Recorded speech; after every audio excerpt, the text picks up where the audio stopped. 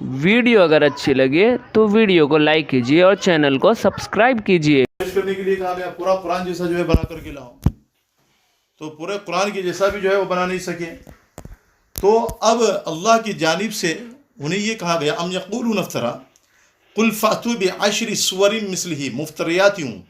وادعوا من استطعتم من دون اللہ ان کنتم صادقین۔ وہ لوگ کہتے ہیں کہ محمد صلی اللہ علیہ وسلم نے اس قرآن کو اپنی طرف سے گھڑا ہے، اپنی طرف سے بنا لیا ہے۔ آپ فرما دیجئے قل فاتوا بعشر سور مثلہ مفتریات، کہ تم 10 صورتیں اس کی جیسی بنا کر لے آؤ۔ مفتریات یعنی گھڑی ہوئی 10 صورتیں، اور ایک کام کرو تم اپنے ساتھ میں جو ہے بنانے میں اپنے جو شہداء ہیں جن کی تم عبادت کرتے ہو، جو تمہارے مددگار ہیں، جو تمہارے ساتھ میں اٹھتے بیٹھتے ہیں رہتے سہتے ہیں، ان کو بھی اپنے ساتھ میں بلا لو اور ان سے مدد لے لو۔ اگر وہ تمہاری مدد کر سکتے ہیں تو 10 صورتیں بنا کر پیش کرو۔ تو بہرحال جب اللہ رب العزت نے 10 صورتیں بنانے کے لیے فرمایا تو اس کو بھی پورا نہیں کر سکے، اس چیلنج پر بھی جو ہے ان کا یعنی اس کا جواب نہیں دے سکے۔ پھر اللہ رب العزت نے یہ آیت کریمہ نازل کی وَإِن كُنتُمْ فِي رَيْبٍ مِّمَّا نَزَّلْنَا عَلَىٰ عَبْدِنَا فَأْتُوا بِسُورَةٍ مِّن مِّثْلِهِ، اور اگر تم شک میں ہو یعنی اس چیز کے بارے میں جو ہم نے اپنے بندے پر نازل کی ہے، یعنی جو قرآن کریم محمد صلی اللہ علیہ وسلم پر نازل ہوا ہے، تو اس میں سے ایک سورت جو ہے نا اس کی جیسی بنا کر پیش کر دو۔ فاتو بسورۃ مثلہ، یہ ضروری نہیں ہے سورہ بقرہ ہی بنا کر کے پیش کر دو، سورہ بقرہ تو بہت لمبی سورت ہے، سورۃ العصر جیسی بنا کر پیش کر دو، یا سورۃ الکوثر جیسی بنا کر پیش کر دو، سورۃ قریش جیسی بنا کر پیش کر دو، یا سورۃ الاخلاص جیسی بنا کر پیش کر دو۔ اتنے بڑے بڑے فصیح اور بلیغ لوگ تھے، اتنے بڑے بڑے ماہر لوگ تھے جو عربی کے جاننے والے تھے، عربی سے واقف تھے، عربی کے رموز سے واقف تھے، عربی کے قاعدوں سے واقف تھے، فصاحت اور بلاغت کے ماہر تھے، اور عربی بڑے بڑے شاعر ان کے اندر موجود تھے، شعروں کے اوپر جو ہے ان کی بڑی مہارت تھی، بڑا ملکہ تھا۔ اس کے باوجود جو ہے وہ اللہ کے اس چیلنج کے اوپر جو ہے نا اللہ کے ان تمام چیلنج کا وہ جواب نہیں دے سکے۔ تو اس سے صاف یہ بات معلوم ہوتی ہے کہ اللہ رب العزت کی جانب سے ہی یہ قرآن کریم ہے۔ اگر کسی انسان کے بس میں ہوتا یا طاقت میں ہوتا تو اس وقت تک کے لوگ جو ہے اس کو بنا کر پیش کر سکتے تھے۔ صاف یہ بات معلوم ہوتی ہے کہ یہ اللہ رب العزت نے اپنے بندے حضرت محمد رسول اللہ صلی اللہ علیہ وسلم پر نازل فرمایا ہے۔ اور یہ چیلنج اور یہ تحدی صرف عرب والوں کے لیے ہی نہیں، یا مکہ والوں کے لیے ہی نہیں، بلکہ مدینہ والوں کے لیے نہیں، بلکہ اللہ رب العزت نے یہ چیلنج ماضی میں جتنے لوگ تھے ان کے لیے بھی بیان کیا، اور حال میں جتنے لوگ ہیں ان کے لیے بھی اللہ کا یہ چیلنج ہے، اور مستقبل میں بھی قیامت تک جتنے بھی لوگ آنے والے ہیں، چاہے کتنے ہی پڑھے لکھے لوگ ہوں،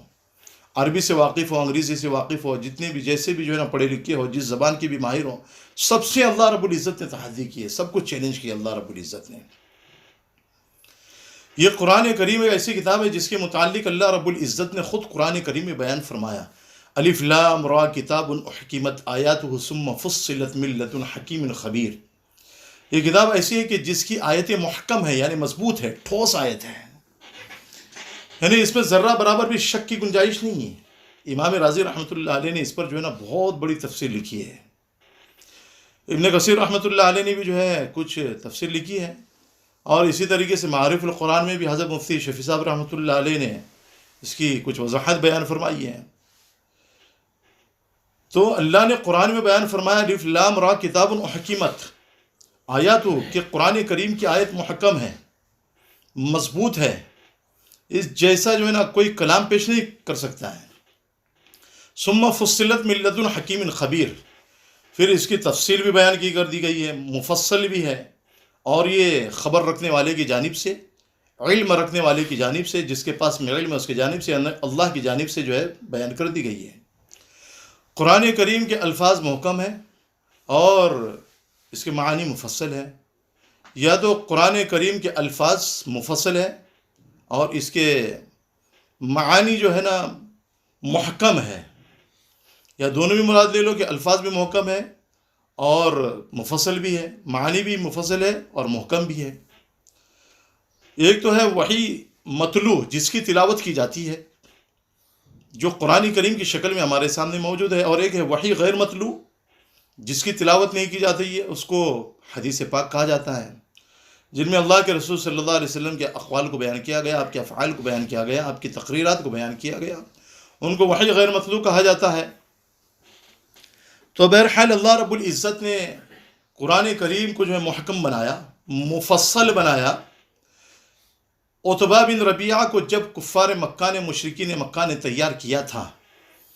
کہ جاؤ محمد کو جا کر کے سمجھاؤ صلی اللہ علیہ وسلم، تو عتبہ بن ربیعہ یہ زبان کا بڑا ماہر تھا، فصیح تھا، اور الفاظ جو ہے نا بنا بنا کر کے پیش کیا کرتا تھا،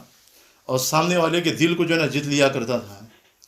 اب عتبہ بن ربیعہ محمد صلی اللہ علیہ وسلم کے پاس میں گیا۔ خصائص الکبریٰ میں علامہ جلال الدین سیوطی رحمۃ اللہ علیہ نے اس کے واقعے کو تفصیلی طور پر بیان کیا ہے۔ تاریخ اسلام میں جو ہے اس کے واقعے کو جو ہے زیادہ تفصیل سے بیان نہیں کیا گیا ہے۔ تو عتبہ بن ربیعہ نبی کریم صلی اللہ علیہ وسلم کے پاس میں گیا، آپ کو سمجھانے لگا کہ تم نے جو ہے نا ہمارے آپس میں پھوٹ ڈال دیا ہے، تفریقہ پیدا کر دیا ہے، اختلاف پیدا کر دیا ہے، کہ باپ بیٹے سے الگ، بیٹا باپ سے الگ، شوہر بیوی سے الگ، بیوی شوہر سے الگ ہو چکی ہے، شوہر بیوی سے الگ ہو چکا ہے۔ تو تم کیا چاہتے ہو؟ اگر تم یہ چاہتے ہو کہ جیسے خصائص الکبریٰ میں لکھا ہے علامہ جلال الدین سیوطی رحمۃ اللہ علیہ نے کہ تم اگر ایک ساتھ میں 10 عورتوں سے شادی کرنا چاہتے ہو تو بتاؤ، ہم 10 عورتوں سے آپ کی شادی کرا دیں گے، اور خوبصورت عورتوں سے کرا دیں گے۔ اور اگر تم عرب کے سب سے بڑے مالدار بننا چاہتے ہو تو بتاؤ، عرب کا سارا مال جو ہے نا آپ کے قدموں میں لا کر ڈال دیں گے۔ اور اسی طریقے سے جو ہے آپ حاکم بننا چاہتے ہو تو ہم آپ کو اپنا سردار بنانے کے لیے تیار ہیں، حاکم بنانے کے لیے تیار ہیں۔ یا آپ کے اوپر جین کا اثر ہے تو یہ بھی بتاؤ، بڑے بڑے جادوگر آپ کے پاس میں لائے جائیں گے، اس کا علاج کرنے والے، آپ کا علاج بھی کیا جائے گا۔ اللہ کے رسول حضرت محمد رسول اللہ صلی اللہ علیہ وسلم بات سنتے گئے، اور آخر میں اللہ کے رسول صلی اللہ علیہ وسلم نے قرآن کریم کی ایک سورت پڑھنا شروع کی، الف لام را وحامیم تنزیل من الرحمن الرحیم، کہ یہ اللہ کی جانب سے نازل کرتا ہے جو رحمان ہے، تنزیل من الرحمن الرحیم، رحمان کی جانب سے نازل کرتا ہے، رحیم کی جانب سے نازل کرتا ہے۔ کتاب فصلت آیاتہ، کہ یہ ایسی کتاب ہے کہ تفصیل کے ساتھ بیان کر دی گئی ہے، اور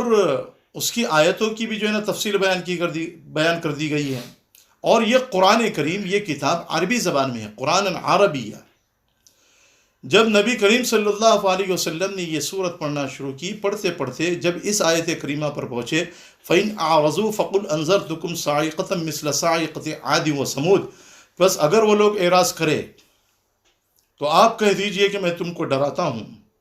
ایسی کڑک سے، ایسی چیخ سے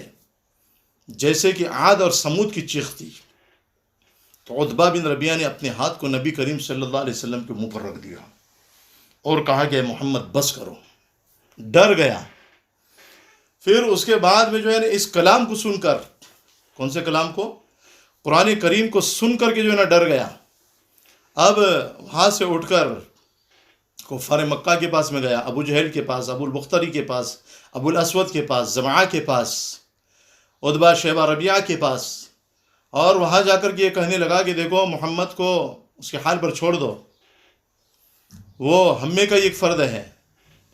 اگر وہ کامیاب ہو گئے تو اس کی کامیابی ہماری کامیابی ہے، اگر وہ ہار کھا گیا، شکست کھا گیا، اور اگر وہ مارا گیا تو ہمیں تو جو ہے نا آسانی سے چھٹکارا مل جائے گا، ہمیں آسانی سے جو ہے نا چھٹکارا مل جائے گا۔